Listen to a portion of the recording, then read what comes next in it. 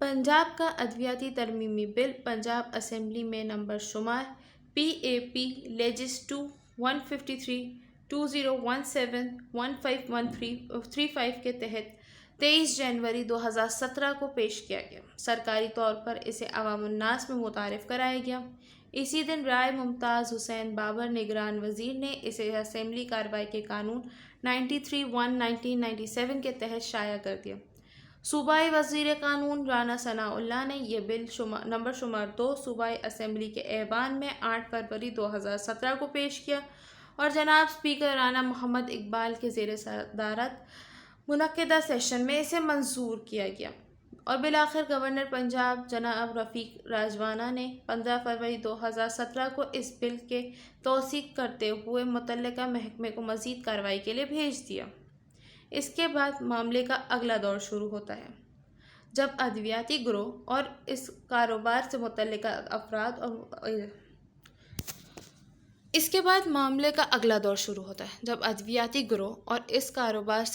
अफराद और इदारे मुतहर्रिक होते हैं। अदवी असास फ़रोख्तगान फरहमदगान इकट्ठे होते हैं और पंजाब भर में हड़ताल का ऐलान कर दिया जाता है। 13 फरवरी को पंजाब की 14 अद्वियाती तंजीमें बशमूल PPMA, PB, HPLA, PCDA, PPA वगैरह ने मिलकर इज्तिमाई मुजाहरा बर्पा किया। यह हंगामा खेज एहतजाज माल रोड लाहौर में मुनक्किद किया गया। एहतजाज शाम को जब अपने आखिरी और हतमी मरहले में था।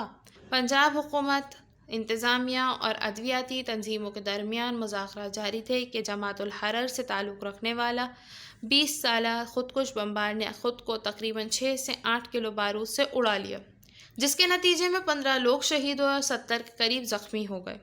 मरने वालों में DIG traffic captain Syed Ahmed Mubeed, SSP Zahid Gondal, कायम मुकाम DIG ऑपरेशंस भी शामिल थे। Chief executive Mayo hospital Lahore professor doctor Hasad Aslam ने अमवात की तस्दीक की, जबकि महकमा इंसदाद दहशतगर्दी के सरबराह मोहम्मद इकबाल ने बयान जारी किया कि खुदकुश हमला आवर का असल हदफ पुलिस अफसरान थे। इससे ना तो अद्वियाती इदारे से हमदर्दी थी, ना ही अद्वियाती कानून की तरमीम से मुतल्लिका कोई मुतालबा था। इस अफसोसनाक साहनी के बाद एहतजाज मौकूफ़ कर दिया गया। फ़ौज और हसास इदारों ने इलाके का घेराव करके सूरत हाल को काबू करने की कोशिश की और मुज़ाकरात के लिए एक कमेटी तश्कील दे दी गई और बाहम मुशावरत और मसलहत से पेशरफ़ का फ़ैसला किया गया। चुनांचे ये कानून कौम के खून से लहूलुहान हो गया, कई घरानों को सोगवार कर गया और इसके अपने हकीकी और असली शक्ल में नाफिज करने की ख्वाहिशात और तकाज़े मज़ीद संजीदगी इख्तियार कर गए। चुनांचे अब असूली एतबार से कौम, हुकूमत और अद्वियाती इदारों की ज़िम्मेदारियाँ और बढ़ जाती हैं। इसलिए मुज़ाकरात के लिए हुकूमत और अद्वियाती तंजीमों के नकात तरतीब दिए गए।